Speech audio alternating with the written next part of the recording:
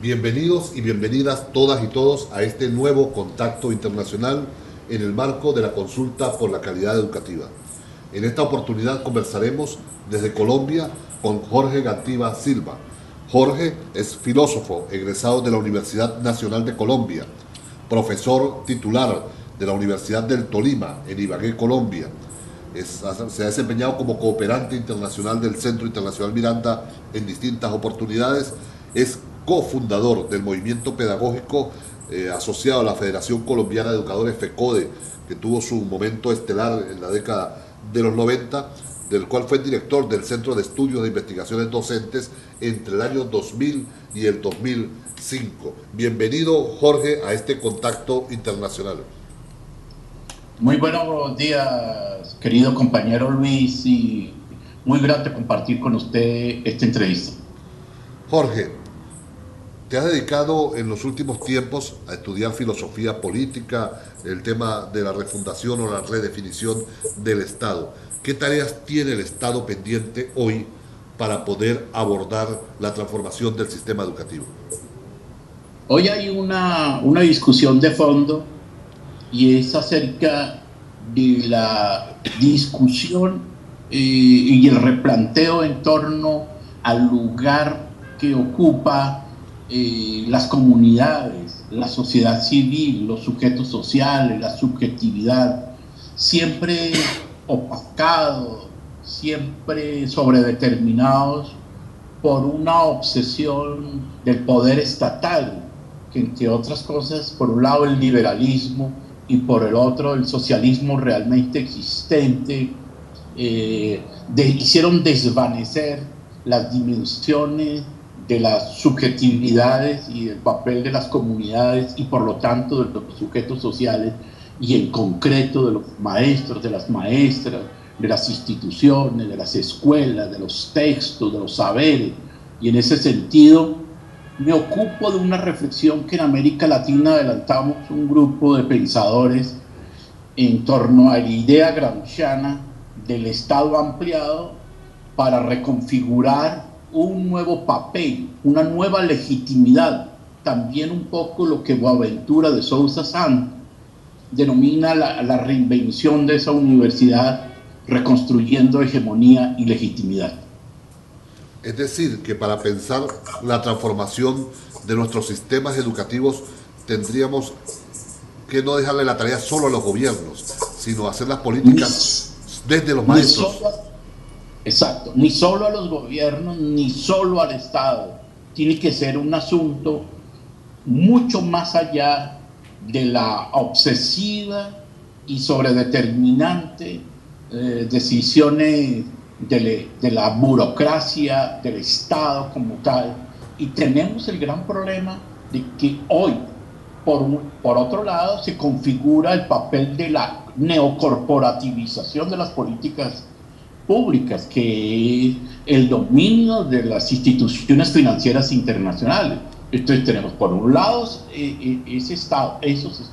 esos gobiernos, muchos de los cuales han perdido su soberanía, y la sobredeterminación de las instituciones financieras internacionales han opacado, han silenciado, han desvanecido valores fundamentales para la reconstrucción de la transformación de la universidad pública y de la universidad en general en América Latina y en particular en los países andinos.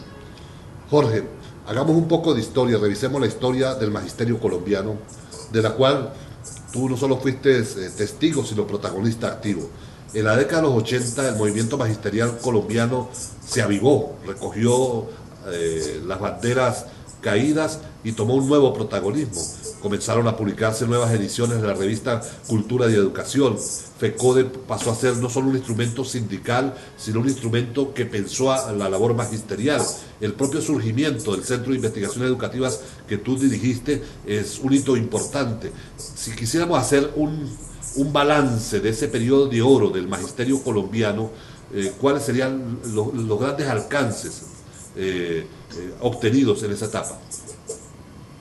Sí, el magisterio colombiano venía de un largo periodo de corporativización, por llamarlo así, dominado por una idea maximalista según la cual si no cambiaba la sociedad, no cambiaba la educación. Eso en una lectura muy empobrecida de las teorías de la reproducción y un poco también bajo la dominación ideológica del determinismo económico, de todo ese fenómeno evolucionista que el Tiamat, es decir, la versión oficial del marxismo de la Unión Soviética, contribuyó a una parálisis de las alternativas y de las posibilidades en amplios movimientos sociales y en particular en la visión sobre la educación, la escuela y la cultura. El movimiento pedagógico en ese sentido en 1982 marca una ruptura con esa lectura según la cual de que si no cambia la sociedad no cambia la educación. Un poco hicimos una lectura muy juiciosa de la tercera tesis sobre Feuerbach, de que si bien las circunstancias son las que determinan la educación, nunca hay que olvidar que esa educación es profundamente social, humana, histórica, y por lo tanto el educador debe ser educado como tal. El movimiento pedagógico entonces irrumpe como una propuesta cultural, social, de movilización, de organización.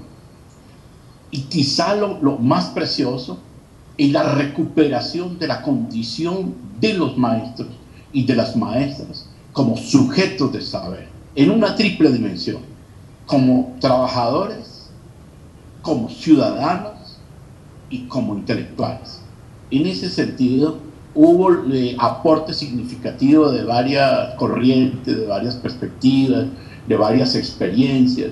Este fue un movimiento plural, muy abierto, y FECODE en ese momento se sintonizó, comprendió el valor de un grupo de intelectuales, el valor y el papel de varias universidades, sobre todo públicas, e hizo un replanteo de esa visión corporativista que siempre ha aprisionado al sindicalismo.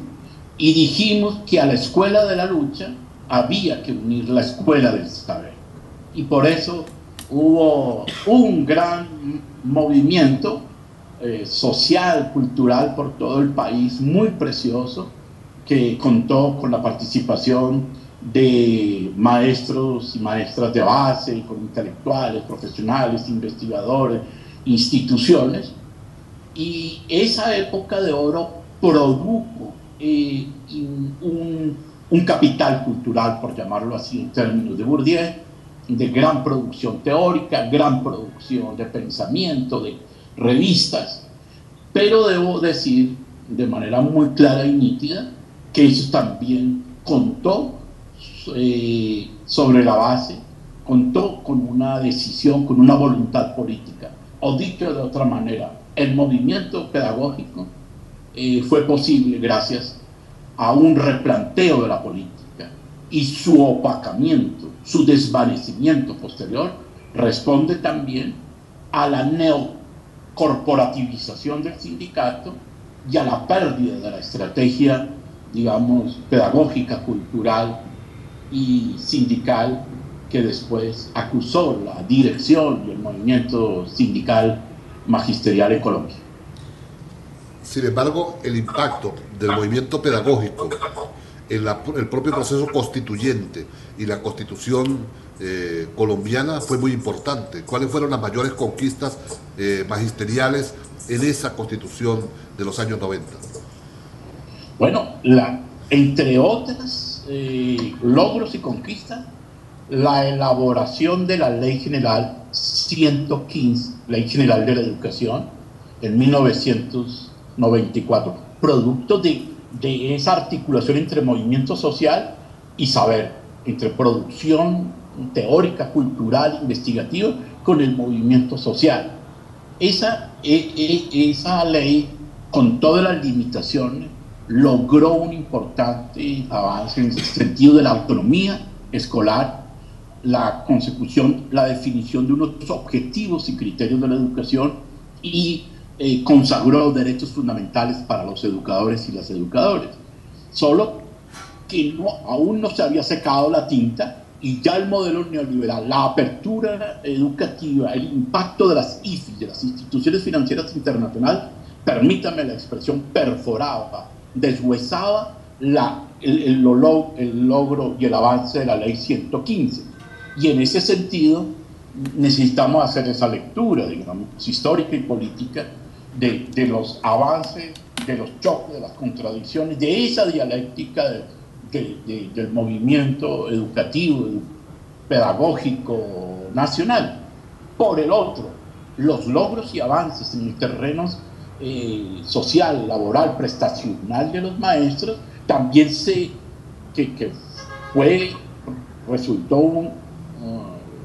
generó unos grandes reconocimientos, también en virtud de esa política neoliberal de privatización, de mercantilización, de flexibilización, destruyó elementos fundamentales que fueron los actos legislativos sobre salud, sobre derechos fundamentales de los profesores y las profesoras. En este momento, precisamente, la federación, tengo entendido, pues ya llevo un buen tiempo que no estoy en contacto con ellos, pero tengo mucha información en el sentido de que muchos de sus derechos que fueron en un momento reconocidos han sido vulnerados, y el problema de salud, el problema de las condiciones laborales de los educadores, el problema del estatuto. Por ejemplo, se tenía para el movimiento pedagógico un estatuto docente único, y después, en virtud de ese proyecto, de esa política, fue introducido, fue impuesto otro estatuto, y hoy existen dos estatutos que de verdad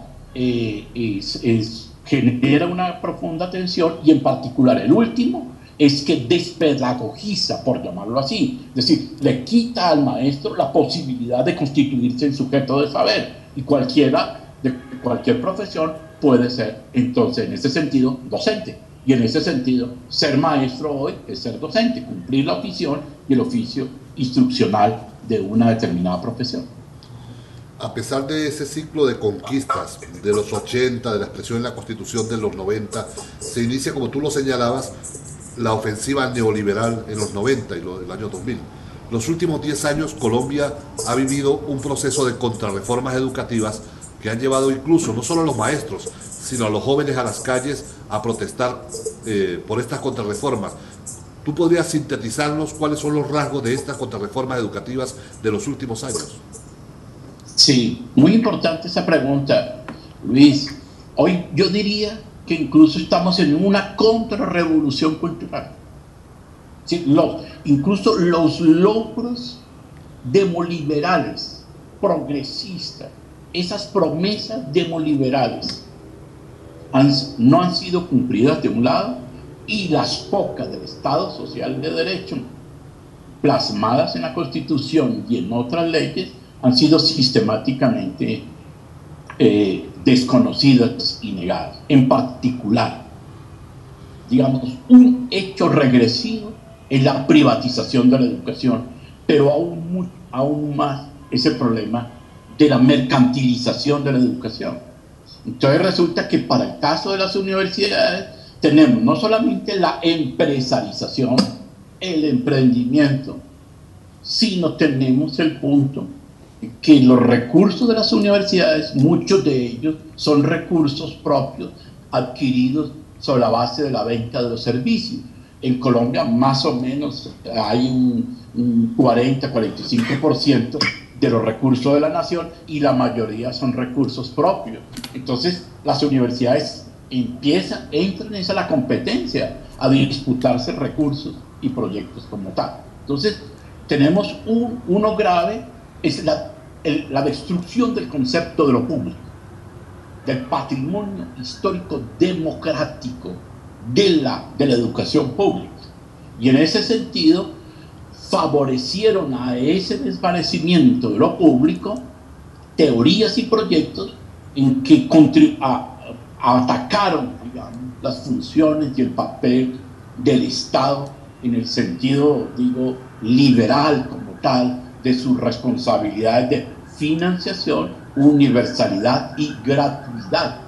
Entonces, la propia Constitución colombiana, en el artículo 67, Constitución del 91 dice, sí, la educación es gratuita sin menoscabo de aquellos que puedan pagarlo. Es decir, abre el boquete y abre la gran posibilidad para que quienes, por eso hoy se paga de acuerdo a ingresos, a los estratos, de acuerdo a una serie de consideraciones de carácter económico. La universidad, la educación universitaria, por lo tanto, no es gratuita.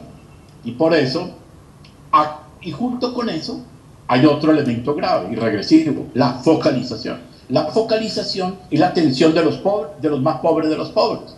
Entonces, esa política asistencialista, digamos, hace también desvanecer el sentido de los recursos públicos y de la financiación.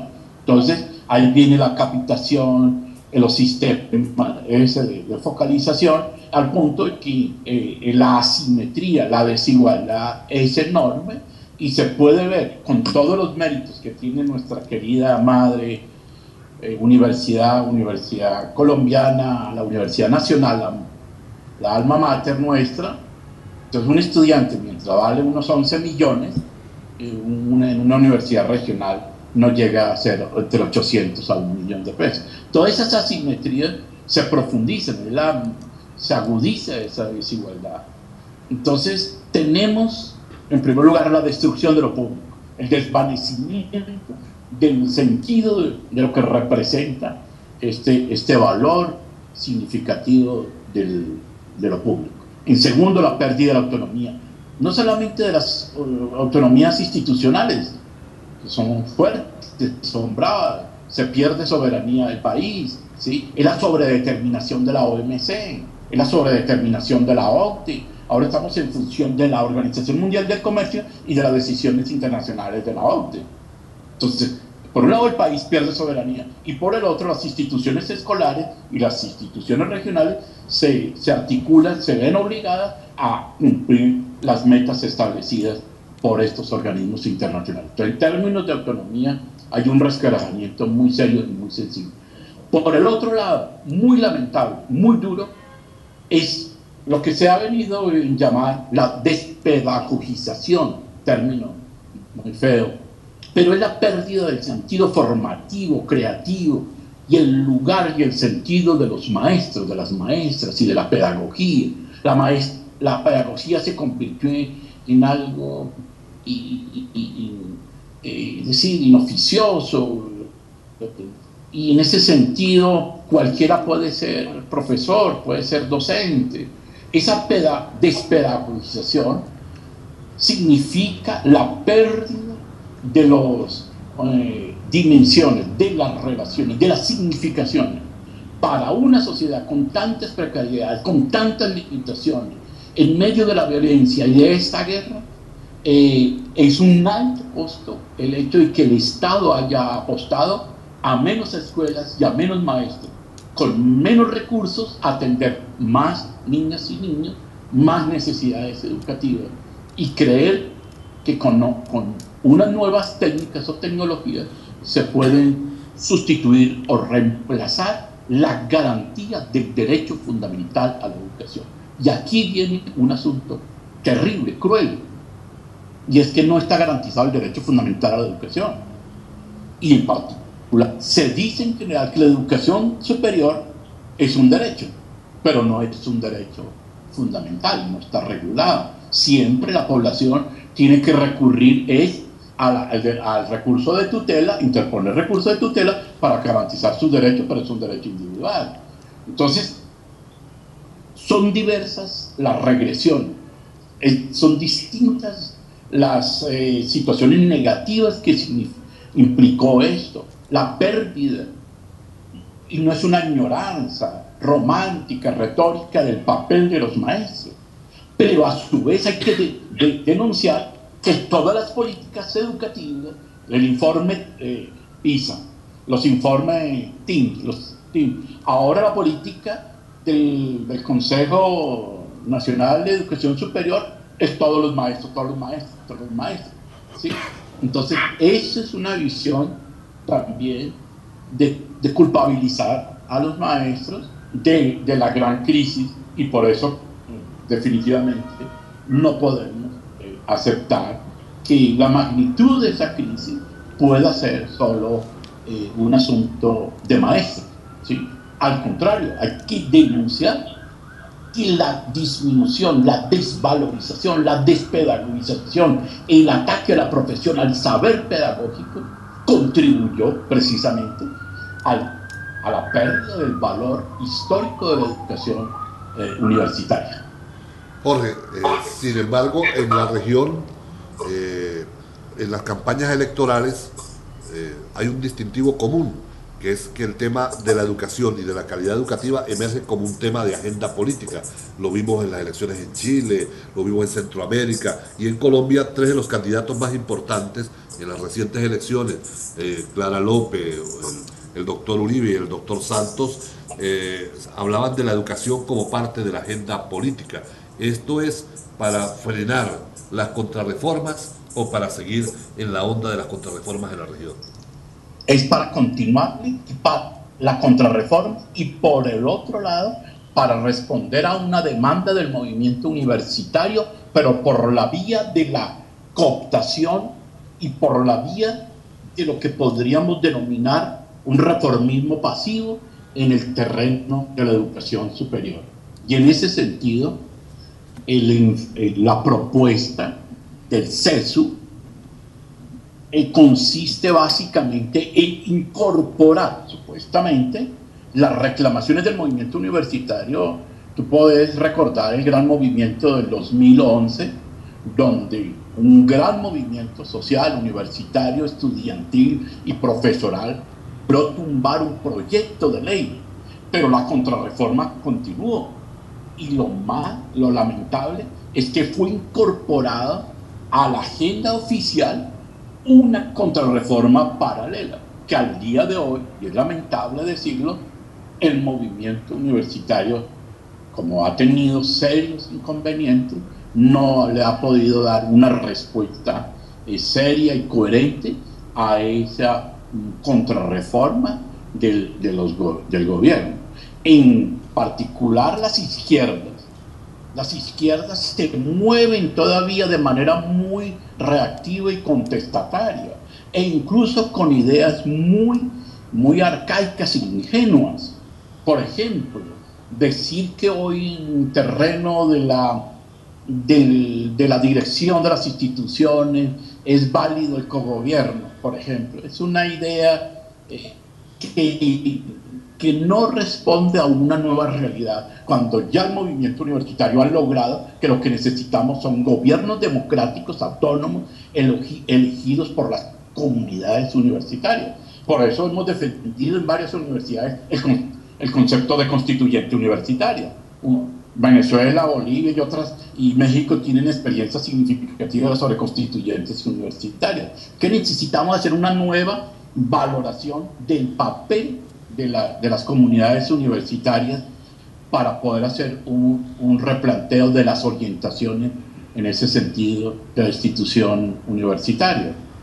Y creo entonces que necesitamos también hacer un gran debate nacional, y no como dice el gobierno o como dice ya la izquierda en general, que es aumentar el presupuesto a 1 billón o hacer una reestructuración. No, Luis, yo te voy a hacer aquí una exposición muy sencilla. Es decir, yo creo que la única respuesta posible es una crítica radical a esa política universitaria y concreto al concepto de calidad, que es una palabra vacía, es un campo, es una trampa, es un engaño. En 50 años de la estrategia mundial y de la estrategia continental de cualificación de la educación, ha hecho más pobres a los pobres y ha hecho menos, comillas, competitivos a la educación latinoamericana y colombiana. Véase todo el conjunto de pruebas y todo eso. Es decir, no necesitamos reinventar otra perspectiva de educación universitaria, y estoy utilizando la expresión bolivariana de educación universitaria que no se utiliza en nuestros países y mucho menos en Colombia, donde se considera de que la universidad es la expresión jerárquica superior. Entonces, estamos en un reto muy grande, porque si las izquierdas tampoco quieren cambiar, si siguen repitiendo una retahíla de aumento del presupuesto, que es importante, si no replantean la totalidad, si no hay un constructo de la universidad, seguimos en el gato pardino, en cambiar para seguir en lo mismo, y simplemente es acomodarnos, seguir una lógica de adaptación, y no hay ningún replanteamiento como tal. Seguimos en la lógica de las mediciones, de los resultados, de los factores asociables, seguimos con el cuento de las competencias y de la estandarización. Y entonces así no se puede cambiar si no hay una modificación sustancial. Por eso, tal vez la única solución posible, lo planteo, es negar la cuestión relacionada con la idea de la calidad de la educación como tal. Jorge, pero no es posible pensar en otro enfoque de la calidad educativa, conociendo que más del 90% de la población en nuestros países exige o demanda calidad educativa, también entendiendo el término calidad como un término polisémico y que puede ser abordado desde una perspectiva emancipadora para empujar el movimiento de base y detener las contrarreformas. Sí, pero es que precisamente ahí estamos. Necesitamos redefinir ese concepto que todos lo sabemos, que tú lo sabes muy bien, proviene del industrialismo, de todo el americanismo, de todo el terrorismo, etcétera. Y no nos ha dado una solución. Es igual como las democracias liberales, ¿sí?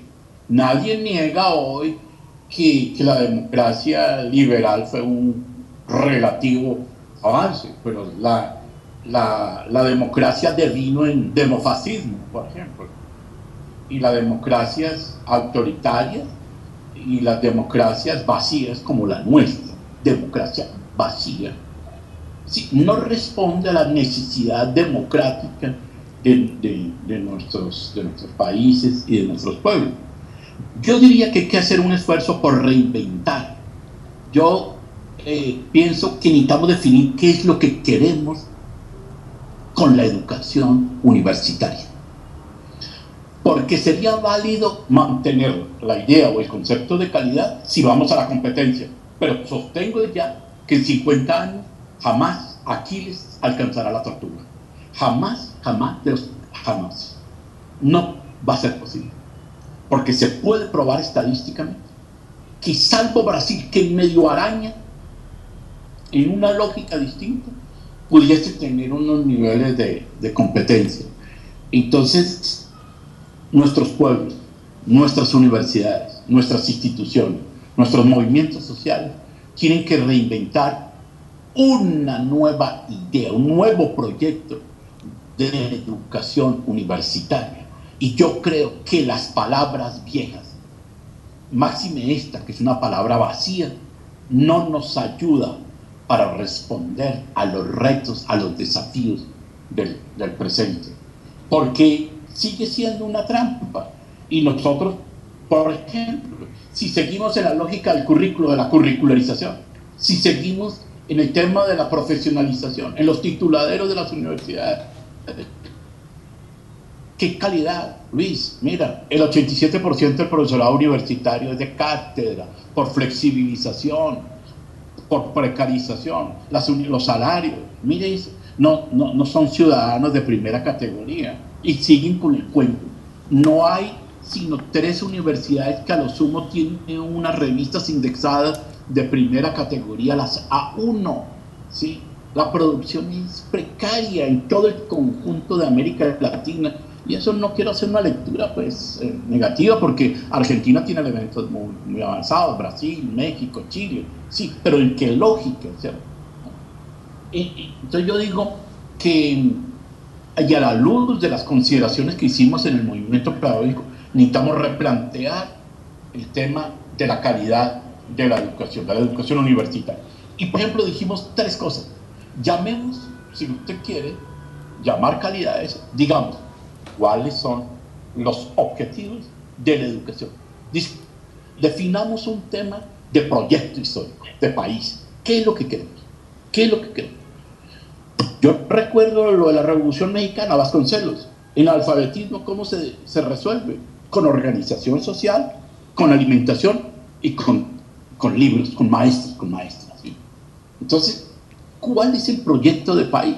Entonces, la desesperación, el afán de este país, de este gobierno liberal, el Israel de América Latina, Colombia, quiere pelear y acceder a la OCDE, a ser reconocido en la OCDE, hace la Alianza del Pacífico, con una lógica contrarrevolucionaria al alba. Entonces hay que definir qué es lo que está buscando cada país, cada proyecto de sociedad, cada proyecto político y social. Entonces, por eso, en el movimiento pedagógico ya está en la revista, hicimos amplias discusiones, hicimos acuerdos, objetivos, ideas, proyectos. Dos, autonomía, garantías y condiciones. Mire, ¿cómo vas a resolver en América Latina el problema de calidad, y en Colombia en particular, con pandillismo, con el matoneo? En las universidades muchas veces van los estudiantes a almorzar, a pelear su comidita. Es decir, la universidad tiene, y la sociedad, los estados tienen que resolver unos asuntos de fondo estructurales, las condiciones de los maestros, la salud. Es un problema de salud mental, creciente la salud mental de los profesores y profesoras en Colombia y en América Latina. También tengo una información sobre su salario, sobre su condición. Entonces, la calidad no es todo. Por eso sostengo, es una palabra vacía. Y hay que hacer un replanteo teórico y político, filosófico. Necesitamos es convocarnos a hacer esa discusión. El movimiento pedagógico puso unos puntos, objetivos, autonomía, maestros, sujetos de saber. Discutamos eso, unos puntos.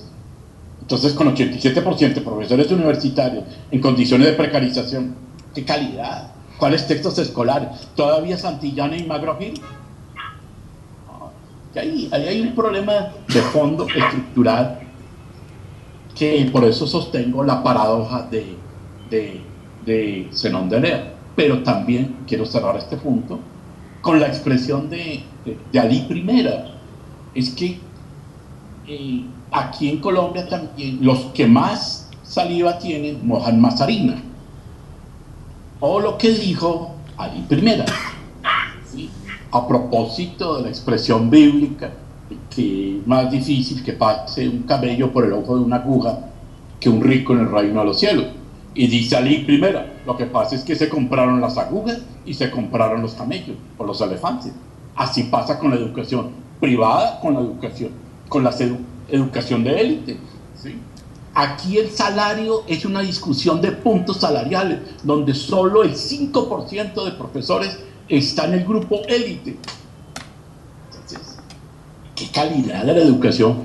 Cuando en todas las universidades necesitamos hay que responder, por ejemplo, calidad, para ponerte en ese punto. Calidad quiere decir, no en área de la discusión, pero te voy a decir, calidad, abordar el tema de la personalidad histórica, de la juventud, de la niñez, su comida, sus condiciones, sus derechos sexuales, su cultura, su mundo, su alimentación.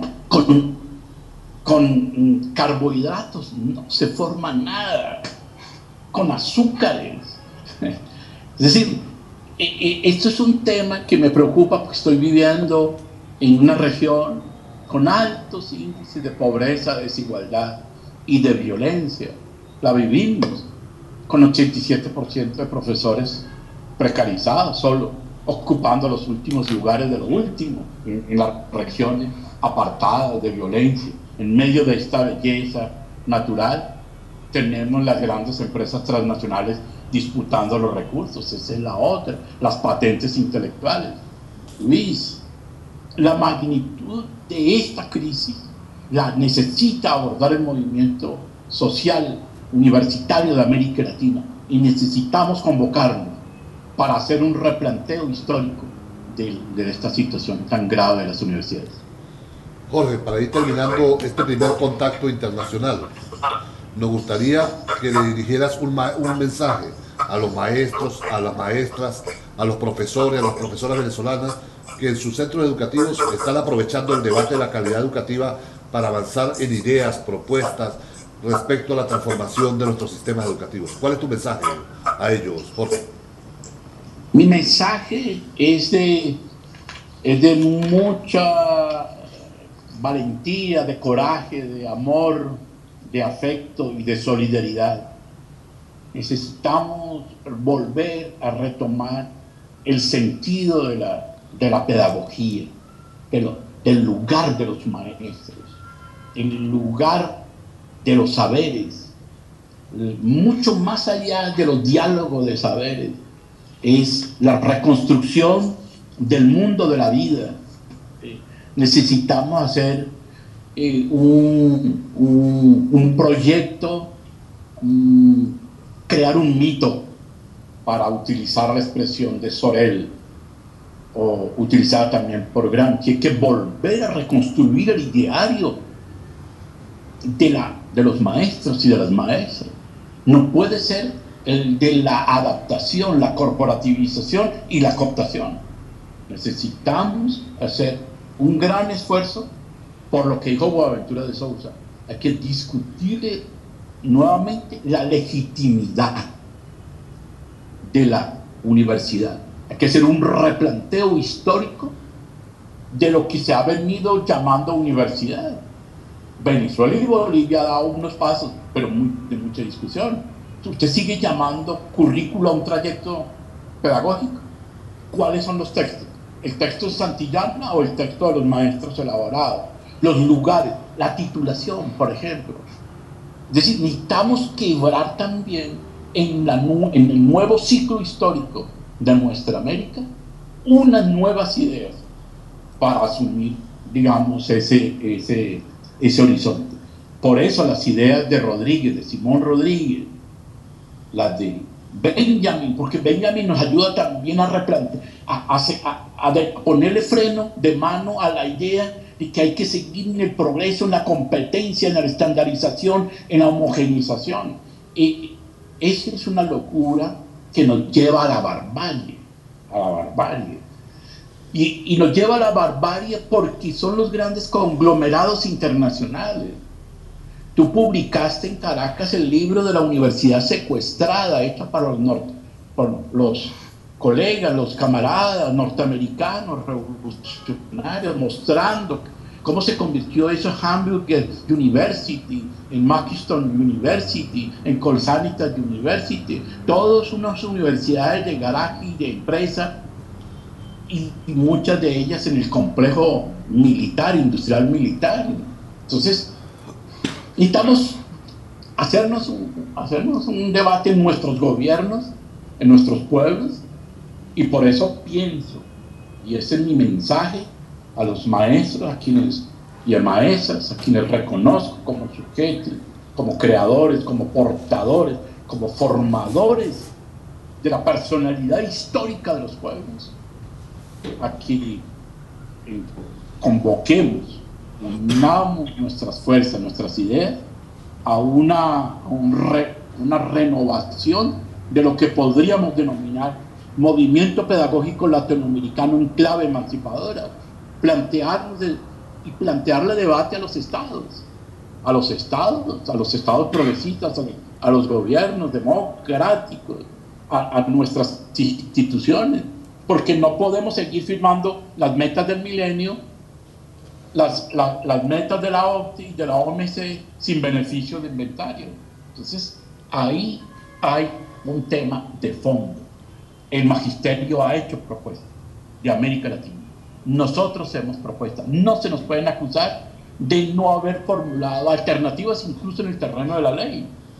hemos planteado un horizonte de gobierno para las universidades, una propuesta de financiación de las universidades. Hemos propuesto una serie de elementos alternativos en el terreno del conocimiento de los saberes y de la investigación, pero no son los dos monopolios del ranking mundial la que define lo que nosotros hacemos, lo que nosotros construimos. Los pueblos necesitan inventar otra idea, otra propuesta, otro proyecto. Ese es, creo, lo que yo también aprendí en la experiencia de nuestros pueblos, que adelantan experiencias importantes en medio del acoso, de la agresión imperialista y de la reacción de la burguesía internacional. Entonces, sí hay posibilidades, sí hay esperanza, sí hay lucha. Conversamos hoy desde Ibagué, el Tolima colombiano, con Jorge Gantiva Silva, filósofo y profesor de la Universidad de Tolima. Gracias, Jorge, por este contacto internacional en el marco de la consulta por la calidad educativa. Gracias a ti, Luis, a todos los compañeros del Centro Internacional Miranda, a todos los colegas, a los panas, a los amigos de la República Bolivariana de Venezuela. Adelante en la lucha por la emancipación de nuestra América. Muchas gracias.